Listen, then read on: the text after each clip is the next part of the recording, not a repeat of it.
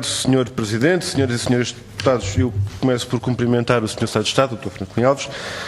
O Dr. Franklin Alves é, por assim dizer, e para todos os efeitos, o homem do empreendedorismo no Governo, e nesse sentido é quem apresenta, da parte do Governo, para o país e para o mundo, a visão do que é e do que deve ser o empreendedorismo, a inovação, do que deve ser uma geração de empreendedores, os tais empresários com sentido de oportunidade, de negócio, e, portanto, dir-se-ia que ao nomear Vossa Excelência como Secretário de Estado do empreendedorismo, o Governo e o Primeiro-Ministro em particular estão a demonstrar de uma forma esclarecedora, como agora se costuma dizer, estão a lançar um sinal ao país sobre o conceito de empreendedorismo que têm e a conduta que consideram ser expectável nesse mundo dos empreendedores. Ora, em todo o caso, importa aqui compreender melhor o quadro de referências, de exigências, de expectativas que o Governo e por intermédio de Vossa Excelência e a pessoa de Vossa Excelência colocam nesta matéria. E então há aqui situações que importa esclarecer relativamente ao entendimento que Vossa Excelência tem em relação a elas. Primeira questão, um caso hipotético. Se um determinado empreendedor estiver envolvido ou suspeitar que está envolvido com produtos financeiros comercializados com rentabilidade garantida, em que a entidade emissora, face à não renovação de títulos, opta por subscrever a totalidade dos fundos, numa operação designada por market maker, que eu acho que é uma designação, aliás, apaixonante, market maker, e esse empreendedor nada comunica às entidades competentes para que possam averiguar essa situação, que poderíamos designar, por exemplo, de contas de investimento. O empreendedor fica à espera, a ver o que é que dá, e isto acontece em empresas com patrocínio, digamos assim, de ações governamentais. O Sr. Secretário de Estado vai considerar que isto é normal? Ou vai considerar que seja normal outra situação, por exemplo, em que um empreendedor esteja envolvido numa operação económica dita de internacionalização, que passe, por exemplo, pelo recurso a um banco, vamos supor em Cabo Verde, por exemplo, em que parte fundamental dos investimentos não são relevados no balanço do grupo, com recurso a participações via sociedades offshore, e em que uma parte do balanço está off-balance sheet, eu também gosto de usar expressões em inglês, senhores deputados, como Vossa Excelência. Num caso destes, numa situação destas, em que um empreendedor tenha este tipo de conduta, e posso tentar até espanhol ou francês se conseguir, mas por enquanto fico-me no off-balance sheet. Mantendo-me ainda no off-balance sheet, eu pergunto se este tipo de atitudes ou este tipo de condutas for visível em algum empreendedor que tenha contacto, ou suspeitar que tem contacto com um caso desses, e nada reportar às autoridades competentes e se deixar ficar à espera a ver no que é que dá, inclusive em processos que possam envolver o patrocínio de fundos públicos ou o apoio de investimentos e de recursos públicos, o Sr. Secretário de Estado vai considerar que isto é normal? Que é mesmo assim que se faz? Ou, por exemplo, um jovem empreendedor que esteja envolvido num negócio onde parte do capital social seja detido por sociedades veículo, cujo beneficiário último seja o mesmo grupo económico que detém essas sociedades veículo, mas que formalmente não pode assumir essa propriedade e essa titularidade do capital social, sob pena de estar a violar a lei por ultrapassar o limite legal da detenção do capital social. E se o jovem empreendedor tem contacto com estas práticas ou suspeitar que elas acontecem, e se deixar ficar quieto à espera que alguma coisa aconteça, o Sr. Secretário de Estado considera que isto é normal? Ou quando numa área não financeira houver um investimento, uma operação económica em que um jovem empreendedor tenha com grande destaque e como principal tarefa acompanhar uma empresa dessa área não financeira que exista e tenha como fim exclusivo a criação e gestão de offshores, O senhor considera que é este empreendedorismo que o Governo quer apadrinhar? Nós não estaremos, senhoras e senhores deputados, perante uma experiência, um percurso e uma visão do empreendedorismo nas intervenções que acabaram de fazer, que é, digamos, consentânea com este tipo de práticas? Eu não vou aqui acusar, nem muito menos perguntar, melhor dizendo, eu não vou sequer perguntar ao Sr. Secretário de Estado se considera que está em condições de exercer as funções de Estado de Estado. Até por aquilo que comecei por dizer. É que ao ser nomeado pelo Governo, e pelo Primeiro-Ministro em particular, alguém com o seu percurso, o Governo está a mostrar ao país qual é o empreendedorismo que entende que deve ser tido em conta e que deve ser promovido neste país. E nesse sentido, nós temos uma visão diferente. Nós temos uma visão em que, quando se fala de empreendedorismo jovem, e nomeadamente, como Vossa Excelência falou ao início, como solução para construir uma carreira profissional, a nossa palavra é para os jovens desempregados que não têm culpa de não serem homens de negócios. Não têm que ser.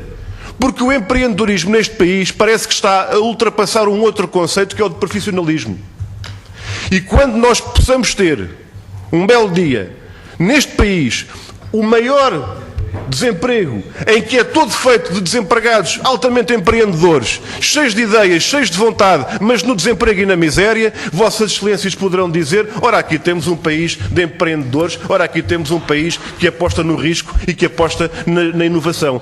O que nós temos é uma consideração relativamente àquilo que vai ao terreno e vai à vida real.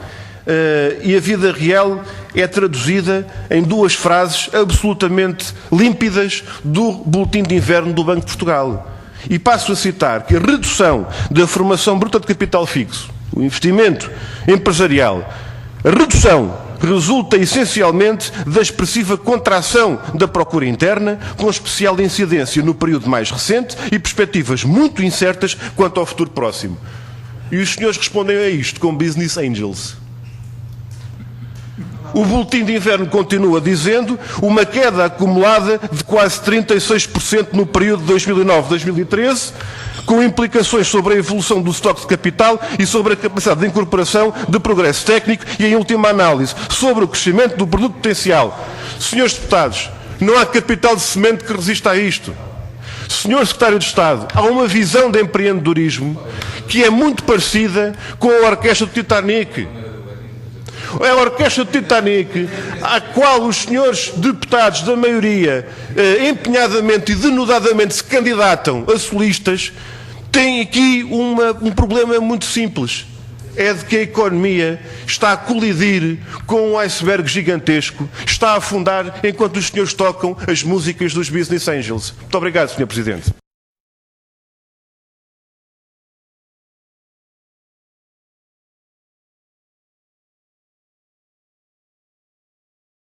Sr. Presidente, Sr. Secretário de Estado, nós não hesitamos em usar da palavra nesta segunda ronda, até porque, para clarificar, há aqui aspectos que o Sr. Secretário de Estado referiu na sua intervenção e que importa aqui dizer que o senhor poderá dizer 500 vezes que agiu com responsabilidade, mas isso não se torna verdade por muito que o repita. O senhor continua a dizer que não teve nada a ver com a fraude e com os crimes, falando do BPN e da SLN, mas a pergunta que eu lhe faço é se alguém aqui afirmou que o senhor cometeu crimes. A questão é outra. A questão, e o que aqui se afirma, e afirmamos nós, é que o senhor não agiu com responsabilidade.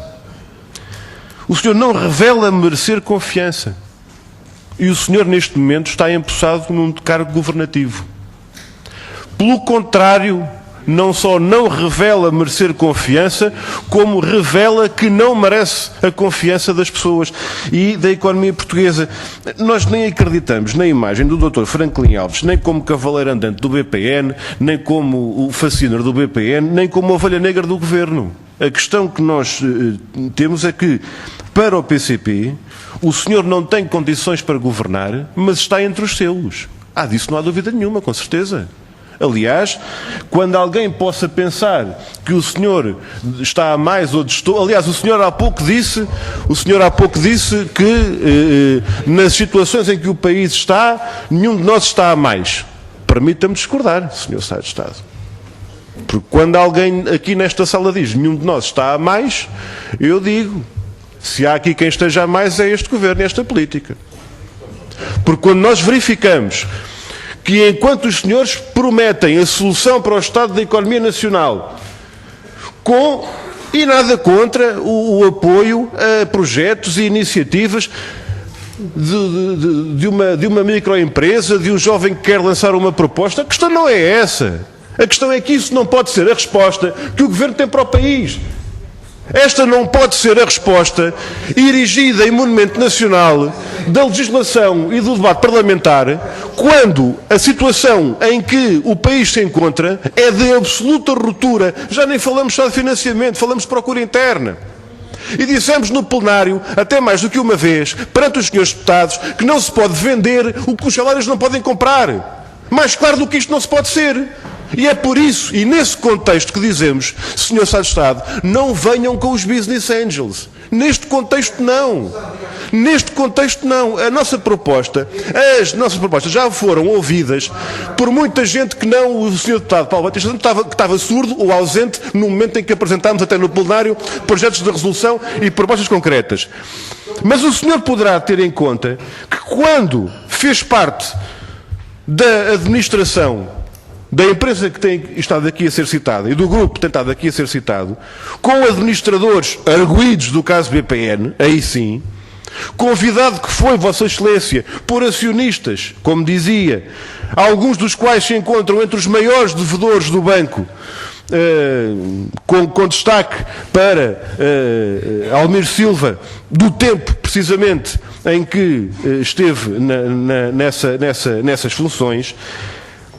E dessa altura, quando o senhor responde às minhas perguntas dizendo que logo desde o momento em que um empreendedor tivesse conhecimento de situações como aquelas que eu citei, que foram aquelas que o senhor atravessou, logo desde o momento em que tivesse conhecimento, que tinha a obrigação de comunicar às autoridades. Mas não foi isso que fez a Vossa Excelência.